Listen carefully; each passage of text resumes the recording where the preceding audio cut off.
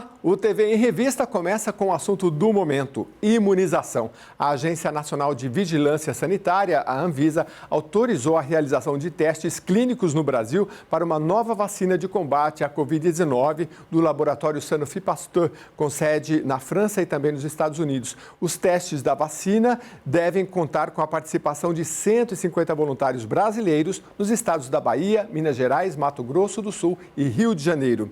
Segundo a Anvisa, este é o 9º estudo autorizado pela agência para imunizantes contra a Covid-19. Foram autorizados testes semelhantes para as vacinas da Pfizer, AstraZeneca, Coronavac, Janssen, Clover, Medicago e Covaxin. Além da Covid, outra doença que tem preocupado o interior de São Paulo é a dengue.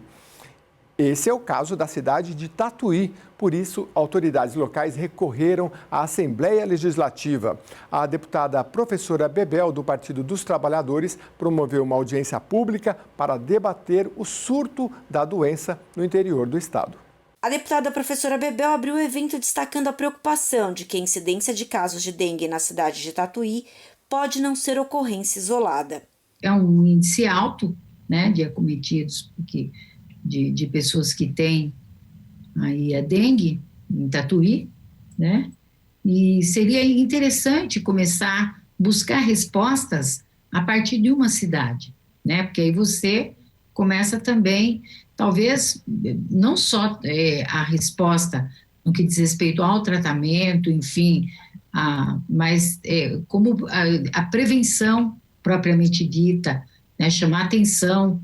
Acho que uma campanha bem educativa também, acredito que isso tem que estar muito bem articulado lá com o governo de Tatuí. Eu não sei como é que o Salum está se dando lá com o prefeito, o secretário de saúde, mas acho que é uma saída. E via Secretaria Estadual de Educação, o mandato nosso, mas o mandato Salum vê também qual seria uma saída eficaz assim, para a gente poder pesquisar ano a ano, né? Porque não vai ser de uma hora para outra. O vereador da cidade, Eduardo Dade Salum, do PT, chamou a atenção para a importância desse debate, principalmente para que os demais municípios não sofram com surto semelhante ao que vem acontecendo em Tatuí. A gente percebe um crescimento dos casos de dengue, até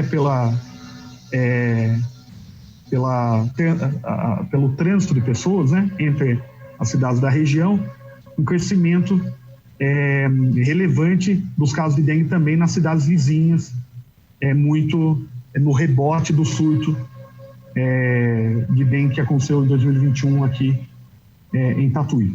João Trindade Marques, professor do Departamento de Bioquímica e Imunologia da Universidade de Minas Gerais, explicou que a cidade de Belo Horizonte vem sofrendo com surtos recorrentes de dengue, mas ainda assim o percentual de contaminados atingiu marca inferior à da cidade de Tatuí.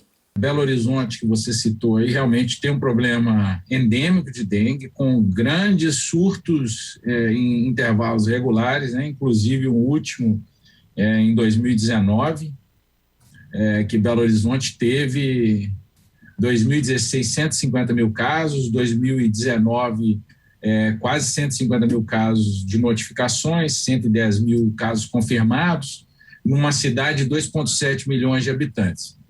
Então, não chegaria próximo a 10%, digamos assim, ainda é bem abaixo de Tatuí.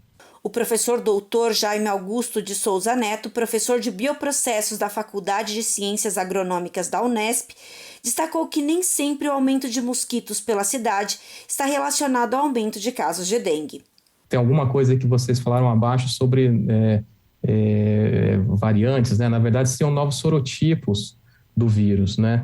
Agora, é difícil falar isso sem saber qual é o sorotipo que está circulando em Tatuí, né? Se é o mesmo sorotipo que está circulando nas cidades vizinhas ou no estado. Então, a gente teria que saber qual é o sorotipo do vírus que está circulando agora, né?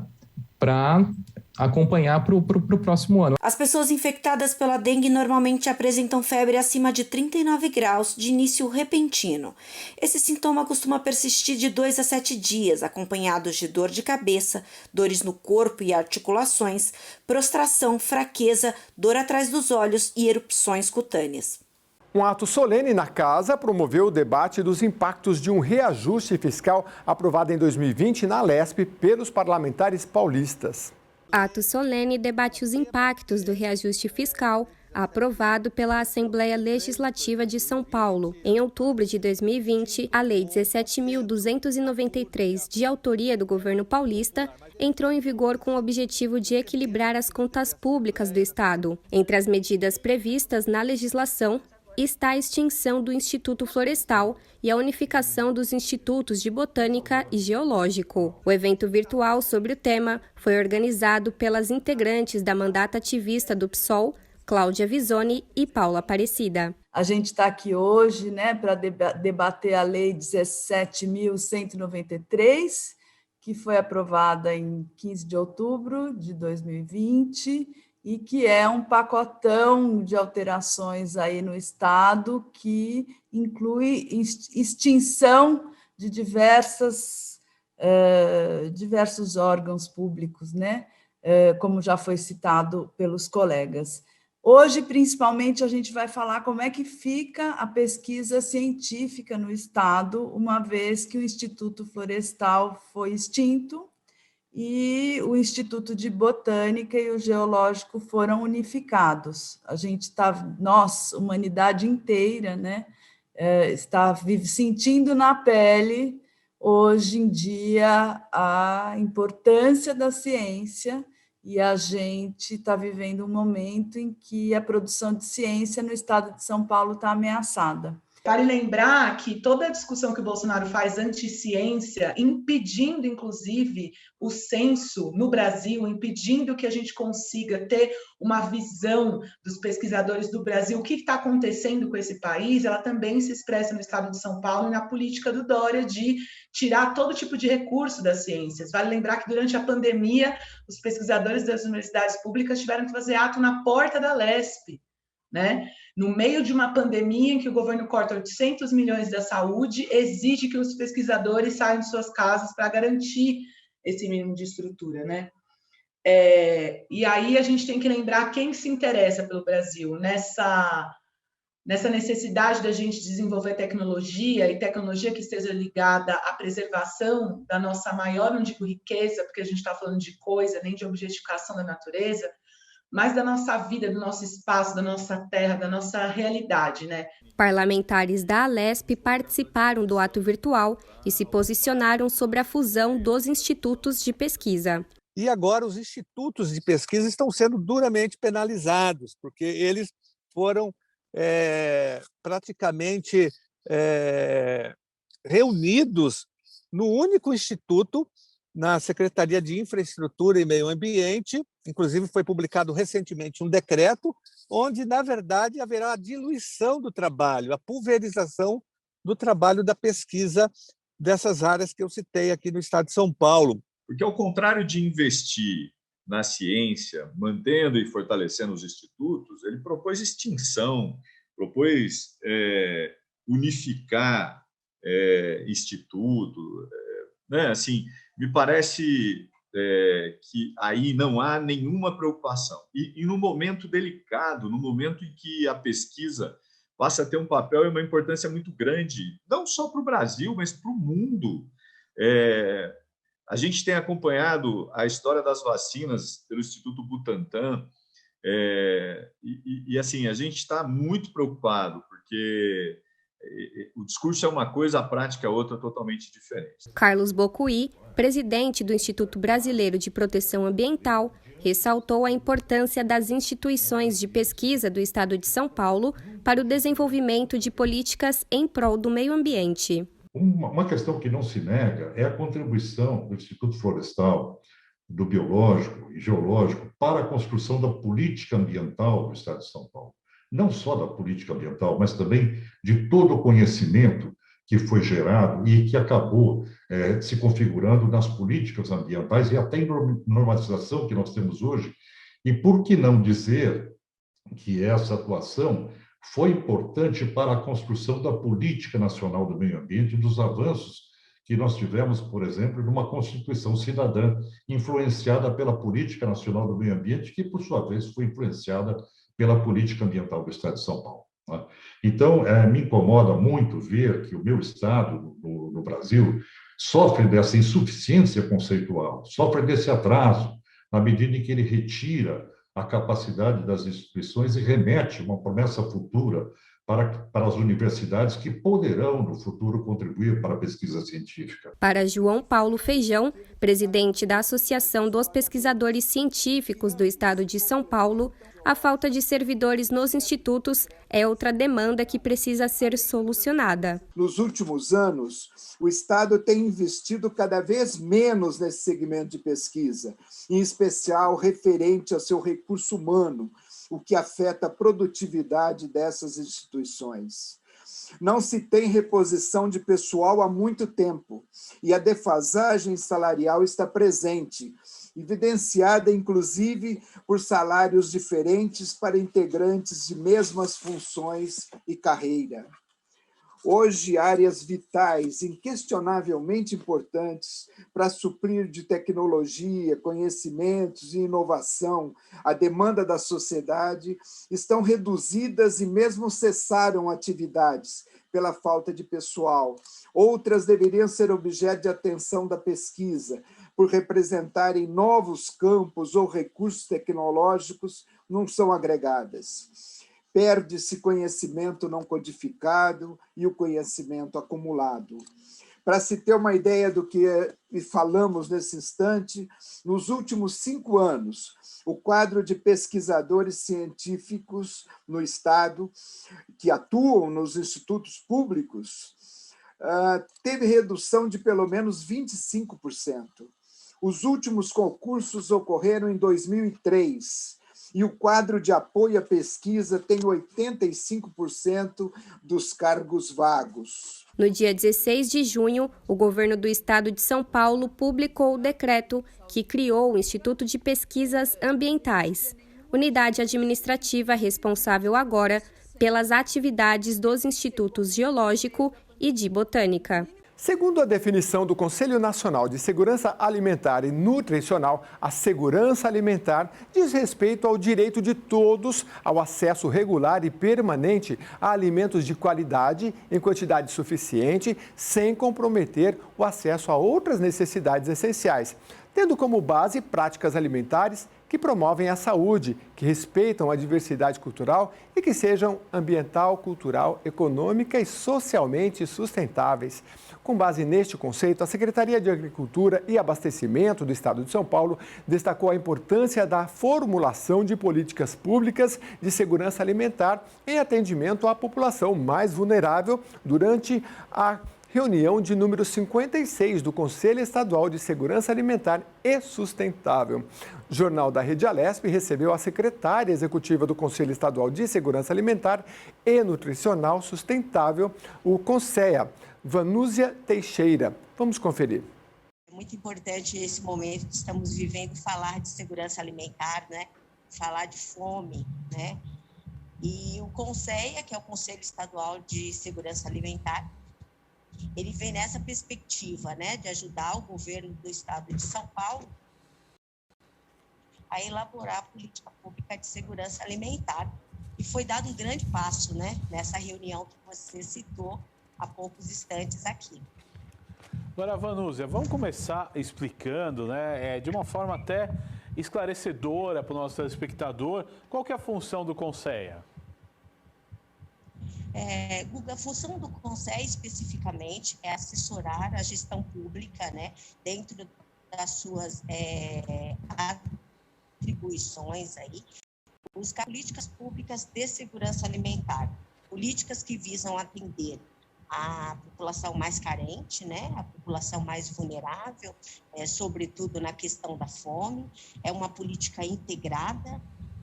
Hoje a gente tem no artigo 6º da Constituição Federal a alimentação como direito humano e é preciso que os governantes façam esse papel de atendimento a essa importante política pública, né?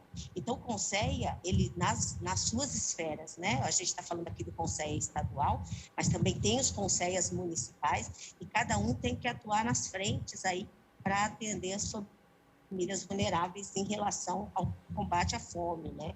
A gente tem aí uma grande responsabilidade com a Agenda 2030 e também nos ODS, que são os Objetivos de Desenvolvimento Sustentável, de erradicar a fome, né, até 2030. Então, a gente não consegue fazer isso se não dermos as mãos, se não nos unirmos, né?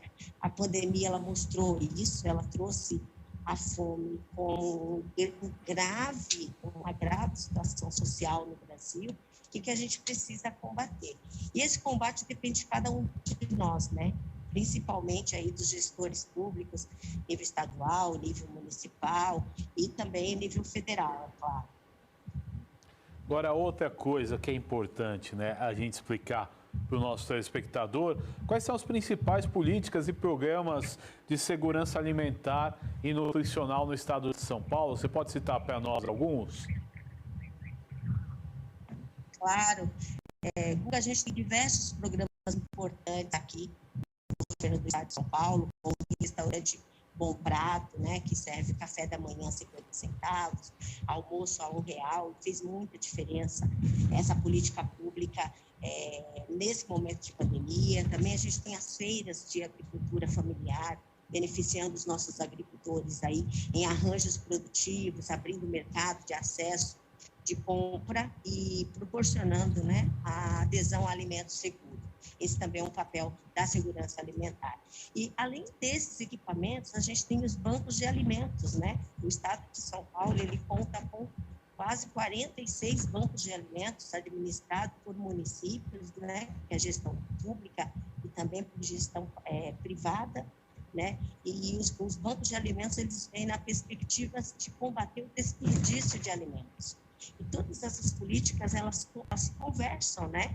Elas precisam estar alinhadas. Além disso, os projetos de educação ambiental, né? Que é levar para a população a importância da alimentação saudável, cursos que a própria Secretaria de Agricultura proporciona para os municípios, onde as nossas nutricionistas vão até as cidades, fazem divulgação de livros, né?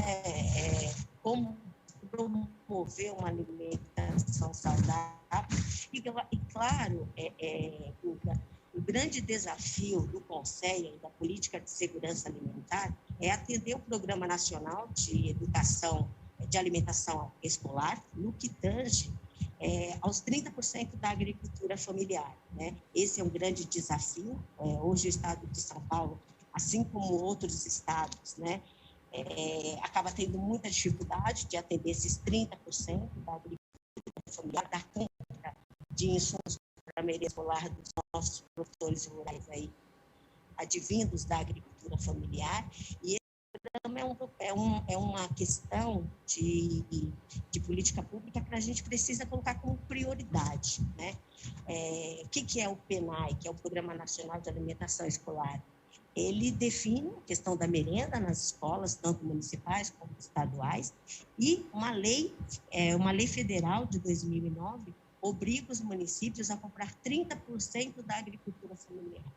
Ou seja, o dinheiro que eles recebem do Fundo Nacional de Desenvolvimento, 30% tem que ser comprado, né? Tem que vir esses produtos da nossa agricultura familiar. E aí, cada município tem que fazer a sua parte, tem que lançar os seus editais, articular os seus produtores rurais, né?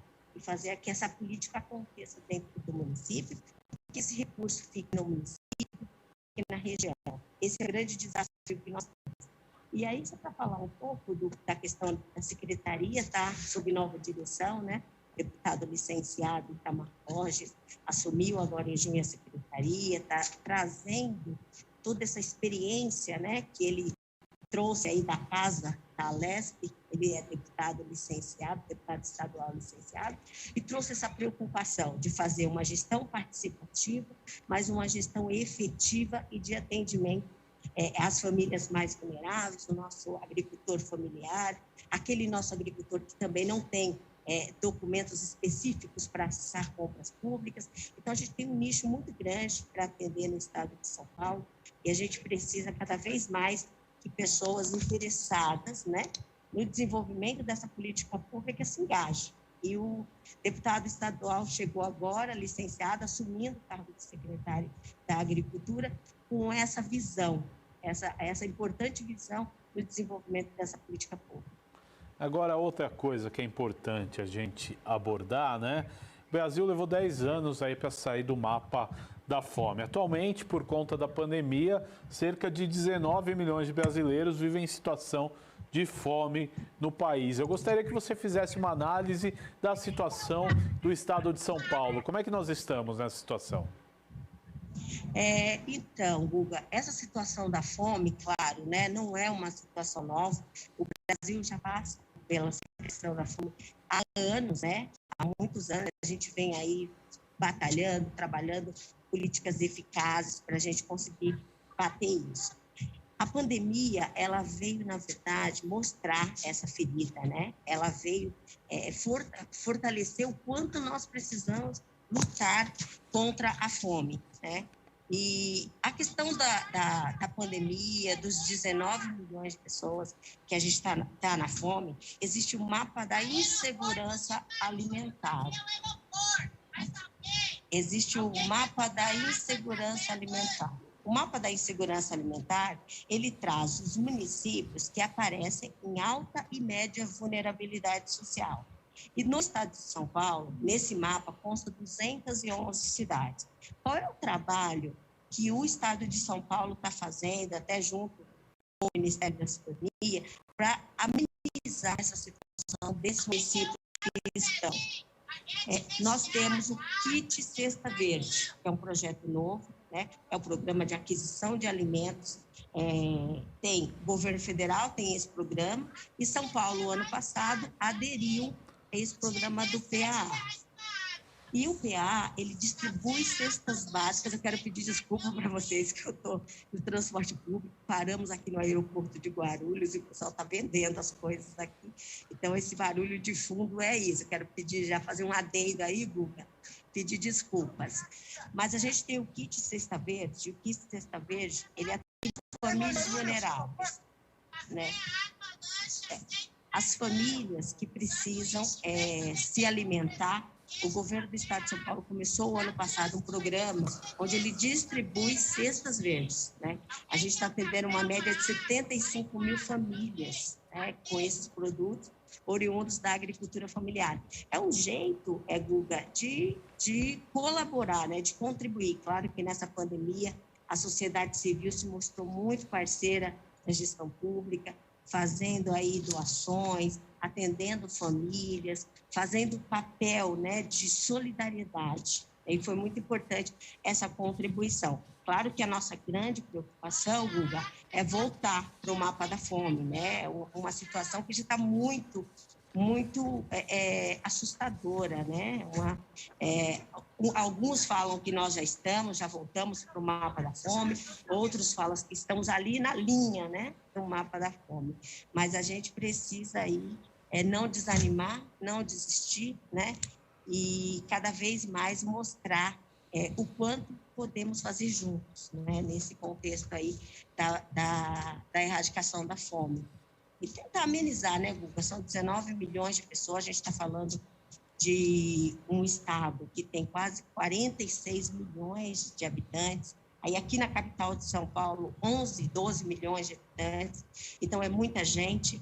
E se a gente for começar a levantar números, a gente não tem um diagnóstico, pelo menos na segurança alimentar, a gente não tem um diagnóstico preciso, né, trazendo números atuais sobre essas situações, e o que a gente precisa investir nisso, né? O Conselho São Paulo está querendo promover esse diagnóstico, pelo menos aqui nos 645 municípios, onde a gente possa conhecer o que acontece em cada território e aí sim trabalhar de forma regional, né? Como você sabe, o Conselho, ele trabalha com 16 comissões regionais, então a gente consegue descentralizar as ações e trabalhar de forma respeitando o território, né? Respeitando a diversidade dos territórios aqui no estado de São Paulo. As Nações Unidas revelaram que aumentou a proporção de crianças traficadas no mundo. O relatório global sobre tráfico de pessoas, lançado em Viena, apontou que cerca de 50 mil vítimas foram detectadas e denunciadas em 148 países em 2018. O escritório da ONU sobre drogas e crimes, o UNODC, destaca que o número real de vítimas traficadas pode ser muito maior pela natureza oculta deste crime. Os alvos preferenciais dos traficantes são os mais vulneráveis, como migrantes e pessoas sem emprego. O número de crianças vítimas de tráfico triplicou nos últimos 15 anos. O estudo alerta que a Covid-19 agravou a tendência geral de piora no tráfico de pessoas. O receio é que a recessão causada pela pandemia exponha ainda mais pessoas ao risco de tráfico. Por isso, uma audiência pública aqui na Assembleia debateu o enfrentamento a este tipo de crime. Estiveram presentes ao debate virtual sobre tráfico de seres humanos, autoridades, pessoas ligadas ao enfrentamento contra esse tipo de crime. A deputada Márcia Lia falou da intenção dessa audiência. A gente tem vivenciado que esse crime, porque é um crime traficar pessoas, ele normalmente atinge muito mais mulheres cis, mulheres travestis, garotos gays, e tem como finalidade a prostituição internacional. Tem também como finalidade levar os nossos meninos e meninas para a retirada de órgãos. Tem também o objetivo, todos esses objetivos são nefastos, são crimes hediondos. O advogado Barry Wolff é escocês, está há 34 anos no Brasil e faz parte do Comitê Intersetorial do Combate ao Tráfico de Pessoas do Estado de São Paulo. Ele falou do tráfico de pessoas trans. Ainda tem jovens trans até menor de idade no norte e nordeste do país que estão procurando casa de cafetina ou cafetina para pagar passagem para São Paulo, para elas poderem sair de onde eles estão para poder trabalhar, sabendo que vão ser explorados, sabendo que vão viver numa situação horrível, porque para elas é melhor do que da vida que elas têm. O delegado Múcio Matos disse que é preciso evitar que aconteça o crime e que a polícia é uma ferramenta de apuração e investigação. A sociedade civil precisa se organizar. O que é um comitê? O que é a sociedade civil organizada na hora de uma investigação policial? Tá? Qualquer situação, qualquer conduta delituosa da sociedade exige uma caixa de ferramenta para tentar apurar e corrigir, e o mais importante de tudo, evitar que ela aconteça. A polícia, seja ela qual for, é uma ferramenta dessa caixa. Tá? A sociedade civil se a polícia é 10%, a sociedade civil organizada é 90%. A doutora Verônica Freire, representando a Secretaria de Justiça do Estado de São Paulo, é integrante de uma rede nacional de enfrentamento ao tráfico de pessoas. Ela falou da importância da retomada dos comitês. No total, nós estamos reativando agora 14 comitês. Então, além do de São Sebastião, tem o de Guarulhos, de São José dos Campos, Santos, São João da Boa Vista, Ribeirão Preto, Sorocaba, Registro, Campinas, Presidente Prudente, Maurília, Bauru, Araraquara e São José do Rio Preto. Então, nós estamos nesse processo agora de formalização das parcerias com as prefeituras, porque, apesar da sociedade civil estar muito engajada na causa, o que é fundamental para a gente também precisa de fortalecer essa relação institucional entre o governo e os municípios. Priscila Siqueira é pesquisadora e conhecedora a fundo do enfrentamento ao tráfico de pessoas, autora de livros publicados sobre o tema e fez um alerta. O nosso litoral é uma coisa muito especial, não é como o interior de São Paulo. Aqui você tem todo mundo, aqui você tem gente de muita grana que chega na praia de helicóptero e você tem gente passando fome, né? A diferença de classe aqui na nossa região é patente e visual. Você tem numa praia como Maresias as melhores casas que você possa dizer, é o top, é o point do turismo, mas vá no morro para ver como é que está todo mundo lá. A abertura da Rio Santos trouxe muita gente do Nordeste e aqui tem saúde de graça, não é tão frio, apesar de estar frio hoje, não é? Há mais possibilidades de viver melhor do que lá onde eles vieram. Então, minha gente, esse comitê é fundamental. Após a participação dos convidados internautas, a deputada Márcia Lia agradeceu a todos por estarem nessa audiência pública. Eu sinto que há uma disposição muito grande das pessoas que estão nessa sala para contribuir. A Cláudia, o Barry, a Vera, enfim, são muitas as pessoas, algumas que inclusive nem se manifestaram, mas eu tenho certeza que poderão e gostarão de contribuir com a gente para que a gente tenha uma eficácia bastante importante nessa questão do tráfico de pessoas. É algo hediondo pensar que uma pessoa vai ser transformada numa coisa, num material, em algo que vai ser vendido, que vai ser traficado. É um negócio que nos oprime muito, nos deixa muito preocupados. O MASP, Museu de Arte de São Paulo, todas as quartas-feiras, durante as férias escolares, vai ter entrada gratuita. O público tem 2 dias seguidos de gratuidade, já que às terças a entrada no museu também é franca. O visitante tem acesso a todas as exposições em cartaz. O agendamento para a entrada no MASP é obrigatório. Pode ser feito pelo site www.masp.org.br/visite. E nós vamos agora a um rápido intervalo. Voltamos daqui a pouquinho.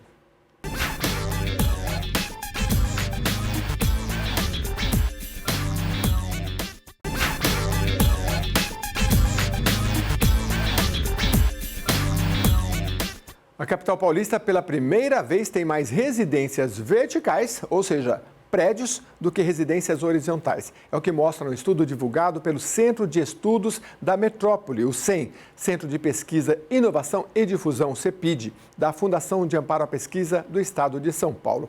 O dado faz parte de um conjunto de notas técnicas intitulado Políticas do Urbano, Desigualdades e Planejamento. Os trabalhos sobre planejamento municipal, mobilidade, participação social e orçamento serão divulgados semanalmente até setembro, quando ocorre o Fórum São Paulo 21. O evento, entre os dias 21 e 30, analisará o planejamento urbano de São Paulo. Mais de 1 milhão de habitantes vão compor a aglomeração urbana central proposta pelo governo paulista para a região de São Carlos. A ideia do executivo é ampliar a tomada de decisão com relação às políticas públicas para a saúde, habitação, educação e também para a melhoria nas estruturas desses municípios. E estrutura com tecnologia é melhor ainda. O programa Cidades Inteligentes, lançado pelo governo estadual, quer ser o futuro da vida urbana. E para isso, a administração pública tem que saber otimizar os recursos para melhor servir a cidade e, consequentemente, aumentar a qualidade de vida dos cidadãos. A iniciativa prioriza também a governança em função de metas e planos. Nessa primeira fase, o Cidades Inteligentes traz até São Carlos iluminação pública de ponta. Os novos dispositivos de iluminação com tecnologia LED permitem que a Prefeitura adote um sistema de internet pública de Wi-Fi e conexão de diferentes serviços digitais. A noção da gestão pública utilizando a tecnologia. E São Carlos, evidentemente, que é um polo disso, né? Através das suas startups, através de um modelo inovador.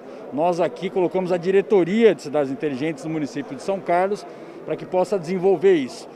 Nós iniciamos na semana passada com o governador João Dória esse programa. Ele vai ter um foco de início na questão da iluminação pública e São Carlos vai ser beneficiado em torno disso. A nova regionalização do estado de São Paulo quer investir no planejamento urbano sustentável e, com isso, ajudar as administrações públicas e buscar soluções tecnológicas nesse momento.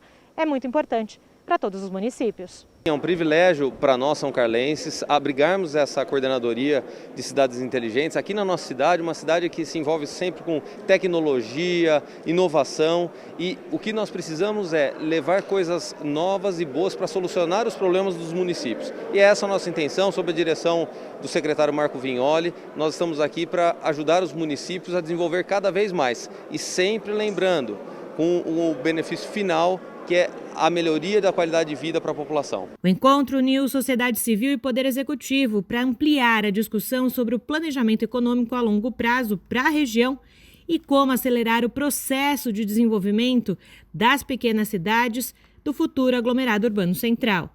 Também foram anunciadas por aqui melhorias para a infraestrutura urbana da região, recapeamento do programa Novas Estradas Vicinais para o município de Itápolis e a implantação de postos do Poupa Tempo em Descalvado e Ibaté. O Estado precisa, de fato, pensar regionalmente, pensar as cidades maiores têm um potencial muito grande para desenvolvimento. Mas no seu entorno tem diversas cidades pequenas que muitas vezes acabam chegando menos recursos, não pensando a acessibilidade, não pensando o desenvolvimento como um todo. Então eu fiquei muito feliz na apresentação, né, principalmente, né, Caio, por saber, né, que essas câmaras técnicas terão pessoas técnicas fazendo todo o trabalho de planejamento, de organização.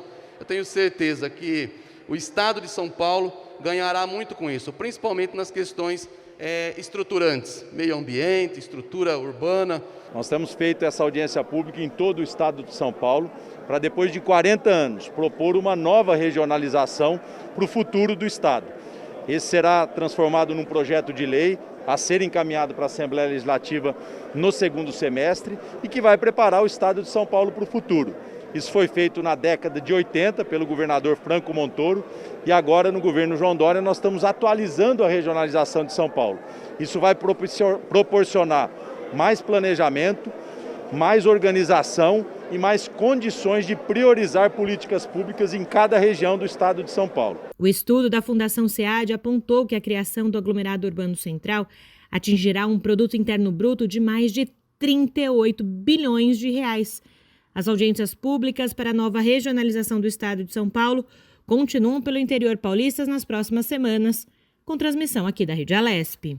O intercâmbio entre poderes executivo e legislativo com os municípios paulistas foi um dos destaques da audiência pública do último sábado para a criação da região de Assis. Por lá também aconteceu o anúncio de inúmeros benefícios para a população da região, passando da retomada econômica do estado para o pós-pandemia. Potencializar os municípios paulistas naquilo que eles já produzem. Esse é o ponto central da nova regionalização. É reconfigurar o estado de um modo que as cidades sejam colaborativas entre si e que não haja barreiras nem geográficas e muito menos econômicas. O Poder Legislativo se torna central nessa questão ao lado do Poder Executivo.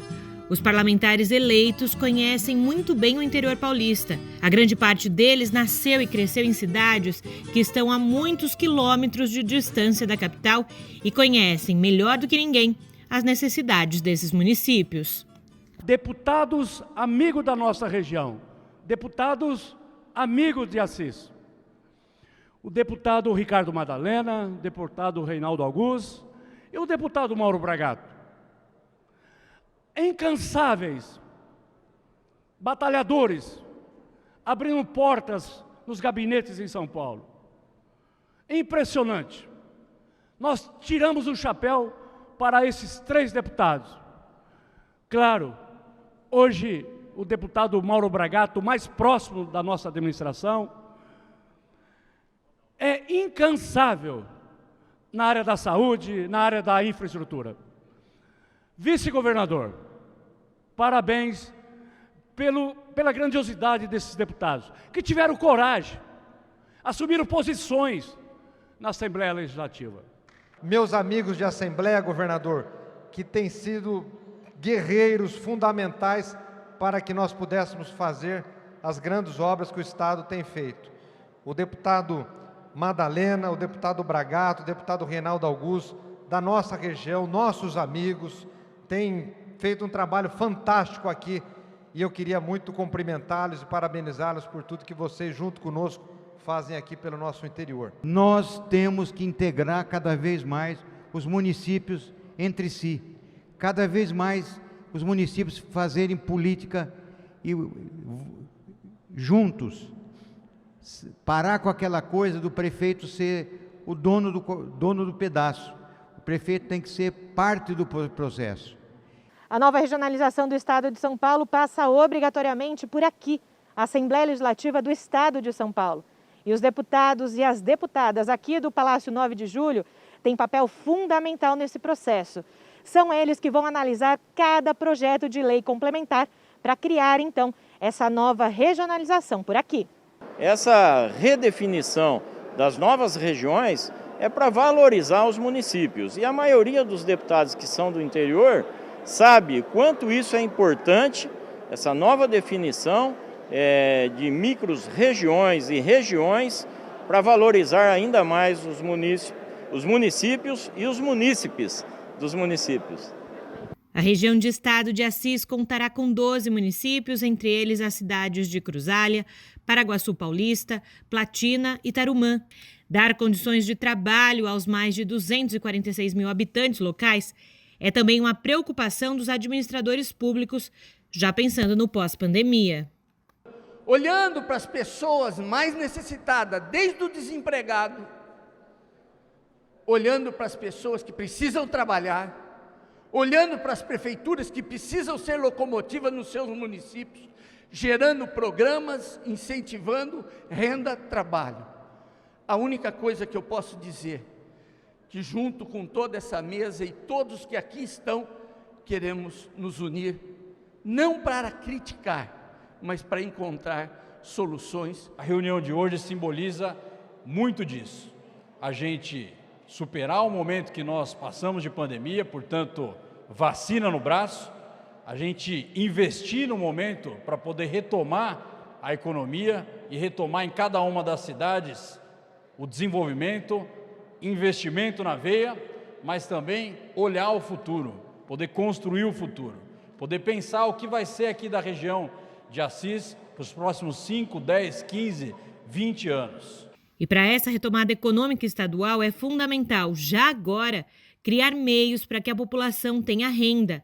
E um dos anúncios para a região vai de encontro a essa realidade. É a instalação de postos do Poupa Tempo nas cidades de Cândido Mota e Palmital. O Poupa Tempo gera boa prestação de serviço. E esses Poupa Tempos que nós autorizamos aqui na região, eles já são do último modelo, da última geração, que eles vão incluir serviços das prefeituras junto com os serviços do Estado. Então o cidadão vai num único local e pode resolver a sua questão junto ao Estado e junto às prefeituras. O Poupa Tempo agora está com essa nova marca, o Poupa Tempo mais digital, mais compacto e com mais serviço ao cidadão. Então nós estamos fazendo uma integração com o Detran, esse já foi um grande movimento, um casamento que deu certo. Então você reúne todos os serviços num só lugar. E agora também com serviços municipais. Principalmente, esse é o legado da pandemia. A gente quer que o cidadão se desloque cada vez menos. Hoje, como que é a realidade? O cidadão vai na prefeitura, depois vai no Detran, depois vai na Secretaria da Fazenda, depois ele volta para o Poupa Tempo. Agora não. Então isso é uma grande integração, balcão único. A mesma funcionária que atendeu o cidadão, que precisa fazer um serviço de veículo, também fará o IPTU da cidade. Então esse fica aí a marca para o cidadão, da resolutividade num só lugar. As audiências públicas para debater a nova configuração administrativa de São Paulo apresentam suas particularidades. A reunião que aconteceu em Jaú teve na linha de frente o setor calçadista da região, um dos principais do estado, responsável por cerca de 4.500 empregos diretos e outros 8.000 terceirizados. Desde 2019, a cidade de Jaú, que está a cerca de 300 quilômetros da capital paulista, faz parte, junto com os municípios de Franca e Birigui, de um grupo do setor calçadista que recebe do governo paulista incentivos tributários com redução de 50% do ICMS para os fabricantes de calçados. Jaú se tornou nos últimos anos um dos maiores polos calçadistas do país. São mais de 180 indústrias do setor que produzem, em média, 70 mil calçados por dia. E a maioria, 86% da produção, é de calçado para as mulheres, o que deu o título à cidade de capital nacional do calçado feminino. É por isso que o governo do estado de São Paulo coloca a indústria de calçado como mola propulsora dessa região, fortalecendo a economia local e consolidando o trabalho de muitas décadas por aqui. Durante a audiência pública para a criação da região de estado de Jaú, o incentivo ao setor ganhou destaque. Nós estamos aqui na terra do calçado e, com muito orgulho, retomando essa indústria com toda a força. Eu acredito no setor calçadista em São Paulo, vamos recuperar essa indústria. Já começou a recuperação, nós vamos ter o melhor trimestre dos últimos 4 anos, agora em outubro, novembro e dezembro. Você vai ver. A história calçadista aqui em Jaú começou em 1900 com o italiano Giuseppe Contatori, que instalou a primeira sapataria na cidade. A passos largos e firmes, a região de Jaú quer se colocar definitivamente no polo industrial dos calçados paulistas. Por aqui a indústria começou cedo, lá no século XIX, e agora ela quer muito mais. Fortalecer a economia da região passa literalmente por aqui. Com a regionalização, os investimentos serão maiores nessa área. Nós poderemos também fazer com que os municípios que estão no nosso entorno possam se dedicar a essa atividade econômica também. O calçado entra na crise muito rápido, mas em compensação é o primeiro que sai da crise, uma das primeiras atividades. Então, normalmente, isso acredito que vai acontecer a partir do segundo semestre. O calçado vai sair dessa crise enorme que está fazendo e, junto com ele, leva uma ascensão de todas as outras atividades econômicas do município e espero que agora dos municípios vizinhos também. Mais geração de emprego, mais geração de renda. Nós já estamos em contato, por exemplo, com o FATEC, com o SENAI, para profissionalizar novamente essa mão de obra que ficou ociosa e poder fazer com que eles voltem a trabalhar nas indústrias, realmente trazendo isso que nós falamos, emprego e renda. Dados apresentados pela Conferência das Nações Unidas sobre Comércio e Desenvolvimento, a UNCTAD, braço da ONU, mostram que o investimento estrangeiro direto no Brasil caiu 62% em 2020, o menor nível nos últimos 20 anos. Segundo o relatório, o país recebeu apenas 25 bilhões de dólares no ano passado, com investimentos em extração de petróleo e gás, fornecimento de energia e serviços financeiros, perdendo, então, espaço. Com isso, o Brasil caiu 5 posições no ranking e agora ocupa o 11º posto. Para entender melhor o problema, o Jornal da Rede Alesp entrevistou o economista e professor Renato Preyer Veloni. Vamos conferir. Dá para a gente fazer uma analogia, Jeremias, pensando como se fosse um motor. O motor ele precisa de combustível para funcionar. A economia também precisa de um combustível para funcionar, é exatamente o investimento. Então, sem investimento, tudo parado. É essa a importância do assunto que a gente está comentando aqui. Sim, mas em relação ao investimento, a gente tem o investimento interno, a gente sabe que o Brasil é um país que a gente tem um mercado consumidor muito grande, mas quando a gente fala de investimento interno, do que a gente está falando? É principalmente China, Estados Unidos, União Europeia, que está deixando de investir no Brasil e essa queda foi muito grande? Exatamente. Os principais investidores são das economias desenvolvidas, né? Estados Unidos e Europa, principalmente. Né? A China, recentemente, se tornou também um grande investidor em outros países. Né? Então, o cenário que a gente tem, né, da leitura de 2020 é uma crise que, no contexto atual, é devido à pandemia, né? Mas é normal, em contextos de crise, né, o volume de investimentos no mundo inteiro ele cai. Né? Então o investidor pensa, bom, mas por que é que eu vou investir, né, se toda a economia está contraída, né, se a demanda já tá restrita? Então ele prefere esperar um pouquinho, ele tira o pé aí do acelerador e prefere, né, aguardar um momento mais propício para o seu investimento. Entendi. Agora, a gente está falando aí de uma queda muito expressiva, né? De 24,8 bilhões. Em 2019, foram 65, né? Então, assim, acho que é um terço mais ou menos aqui. Então, assim, essa queda se deve só à pandemia, foi global, mas, assim, a gente sabe que para onde vai o dinheiro nesses contextos, assim, de crise, né? E que lição de casa a gente tem que fazer para atrair mais investimento? Boas perguntas. Aqui, Jeremias, tem alguma análise que... Parte da análise é global, né? Então, a desaceleração nos investimentos, ela ocorreu em geral, né? No mundo inteiro, caiu 35%. Então, agora tem algo em especial no Brasil, né? Porque para o mundo inteiro a gente tinha um nível assim de investimentos e ele caiu 1/3. Né? Para a gente foi diferente, para a gente tinha um nível assim, a gente caiu 2/3.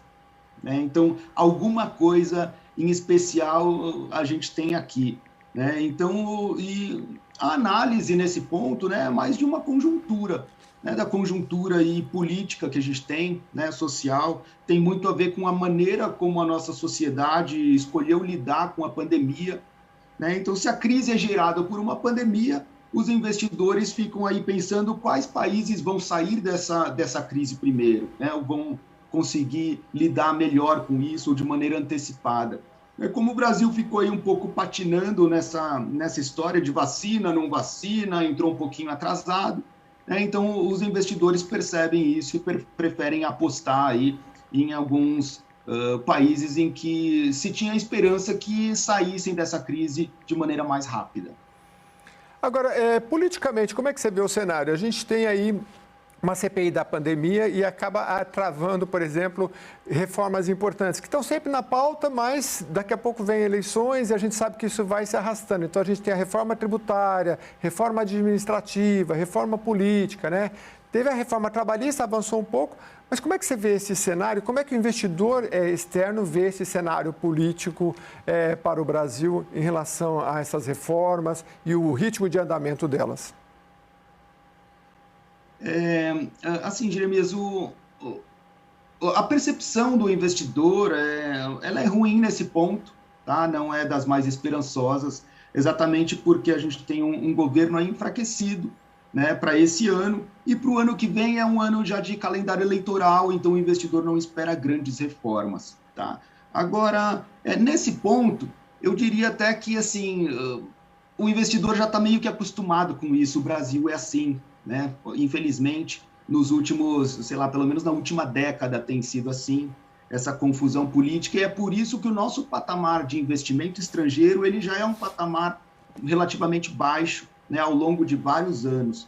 Agora, o assunto aqui da vez, né, o que explica essa queda acentuada especificamente em 2020, foi especificamente essa parte da aposta quais países vão sair primeiro da pandemia. Né? Se é isso que está deprimindo a economia do mundo inteiro, então eu vou apostar aqui quais sairão primeiro.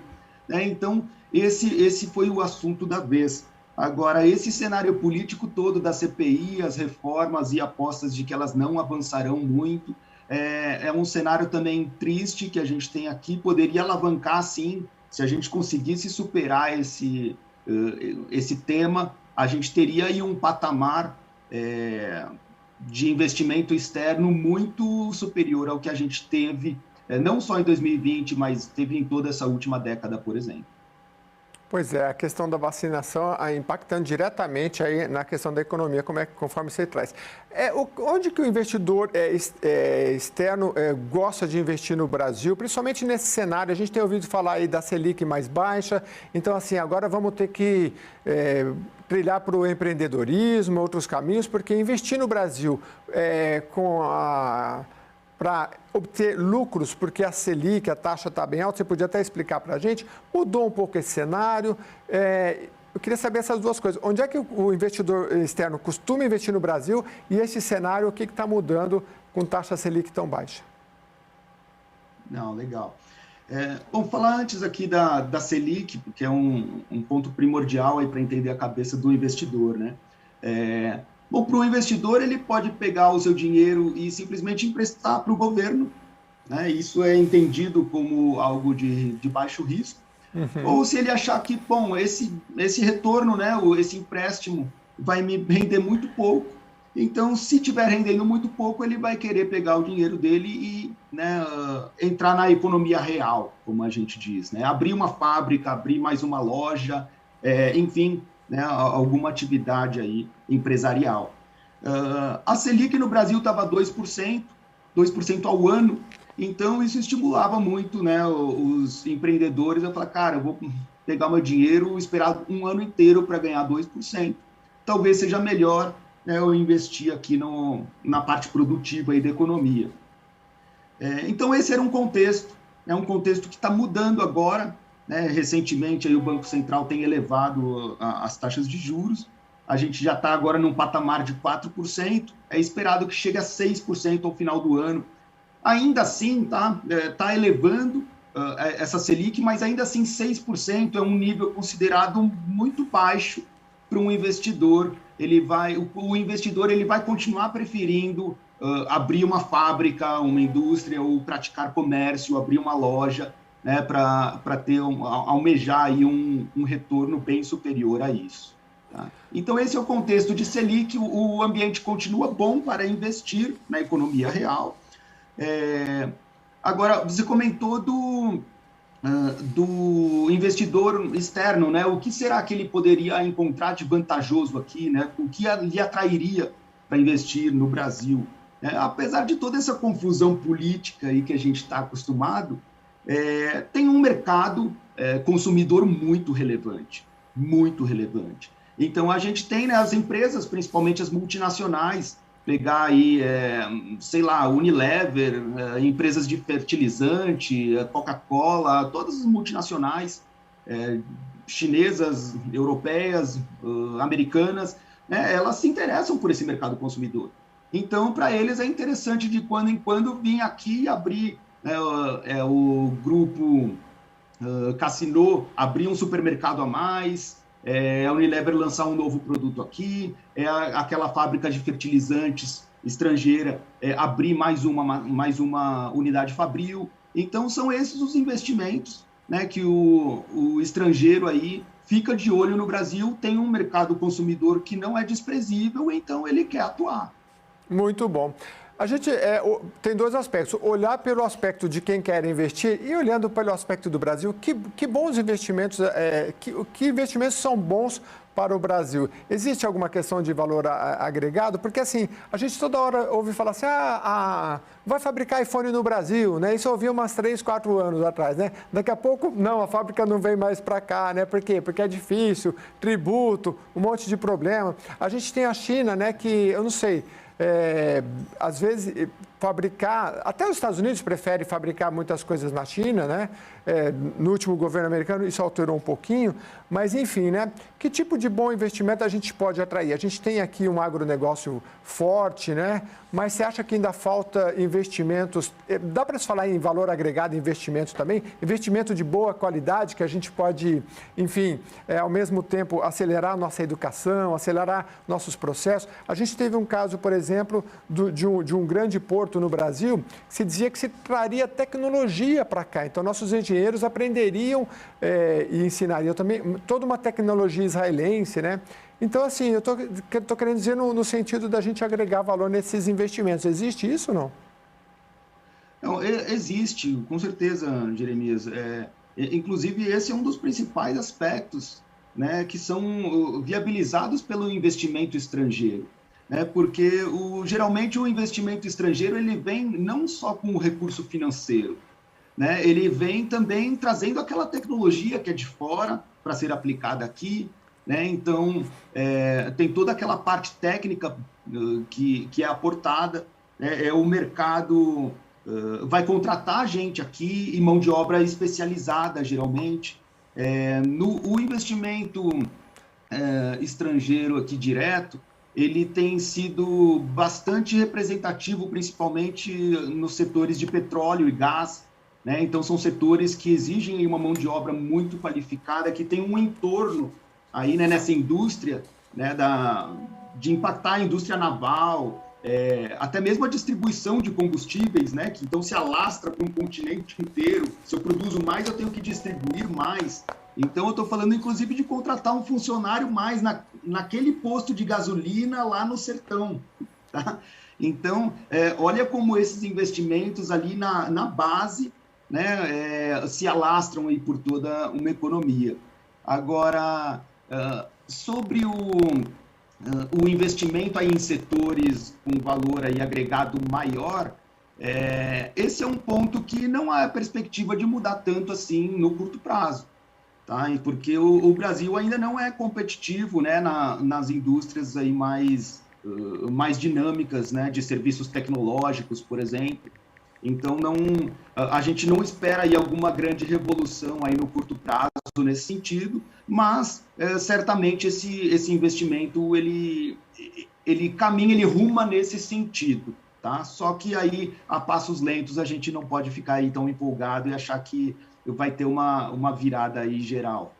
São Paulo completou nesta sexta-feira, 9 de julho, 89 anos da Revolução Constitucionalista de 1932. Por conta da grandeza da data, foi instituído como feriado civil estadual em 5 de março de 1997, por meio da Lei 9497. E com esta homenagem, o TV em Revista pega a estrada. Mas você pode ver a reportagem a seguir e todas as outras no nosso canal no YouTube. Até o próximo programa. Tchau, tchau.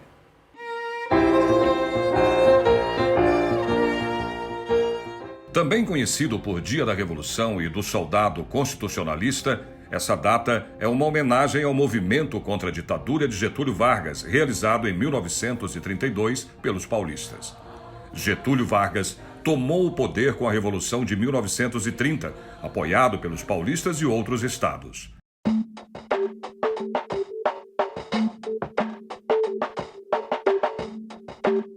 A Revolução Constitucionalista, episódio que também foi chamado de Guerra Paulista, foi o mais importante movimento ocorrido em São Paulo e o último grande combate armado do Brasil. Influenciados por 4 estudantes, Martins, Miragaia, Drauzio e Camargo, os paulistas foram convocados para diversas manifestações. A maior delas aconteceu na Praça da Sé, no dia 25 de janeiro de 1932, e levou 100 mil pessoas às ruas. Depois de 3 meses, as tropas de São Paulo e soldados do Exército que apoiavam a Revolução se viram sozinhos contra o restante do país. A Revolução de 1932 ela foi um conflito armado muito grande, envolveu milhares de cidadãos brasileiros, até alguns cidadãos estrangeiros que moravam em São Paulo naquela época. Para vocês terem uma ideia, mais ou menos 600 cidadãos de São Paulo morreram na Revolução. E milhares de outros cidadãos de outros estados também morreram nessa triste revolução. Digo triste porque foi uma luta fratricida, uma luta entre irmãos.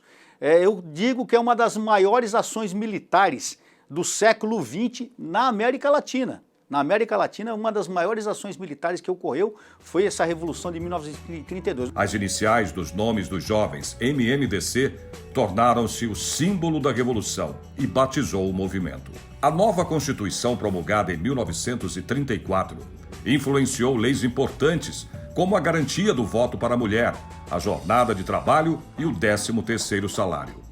Apesar da derrota militar, a Revolução Constitucionalista é motivo de grande orgulho. Nós perdemos nas armas, mas nós ganhamos nos objetivos, nos ideais. Por exemplo, quando a Revolução se iniciou, justamente era contra a ditadura de Getúlio Vargas. Era para conseguir a liberdade do Estado de São Paulo e do povo brasileiro. Isso nós conseguimos. Para vocês terem uma ideia, a Revolução acabou no dia 2 de outubro de 1932 e, em 1934, nós tivemos promulgada uma nova Constituição que trouxe vários direitos ao trabalhador, inclusive trouxe o voto feminino. Foi a partir da Revolução de 32 que se conquistou a Constituição de 34 e que a mulher conquistou o direito de votar. Então, sim, a Revolução de 32, ela atendeu os seus objetivos. Ela mudou o Brasil, ela criou uma nova Constituição de 1934 e ela manteve os mais altos ideais do povo paulista sempre aceso. Há 53 anos, a sede da Assembleia Legislativa de São Paulo foi batizada de Palácio 9 de Julho. O prédio foi inaugurado em 25 de janeiro de 1968. 2 constituições estaduais foram promulgadas em 9 de julho para homenagear a data, em 1935 e 1947. No 30º aniversário do movimento, em 1962, a Alesp criou a Medalha da Constituição, para condecorar os voluntários que participaram da luta. É uma maneira de se preservar, de se homenagear aqueles homens e mulheres que dedicaram parte da sua vida, através do serviço militar, para o bem do Estado de São Paulo e para o bem do Brasil. Então nós, militares, sempre pensamos no Estado primeiro mesmo do que a nossa segurança. O acervo histórico da Alesp, desde 2015, disponibiliza para o público o inventário da documentação de 1932, com mais de 10 mil registros, entre fotografias, recortes de jornais e cartas.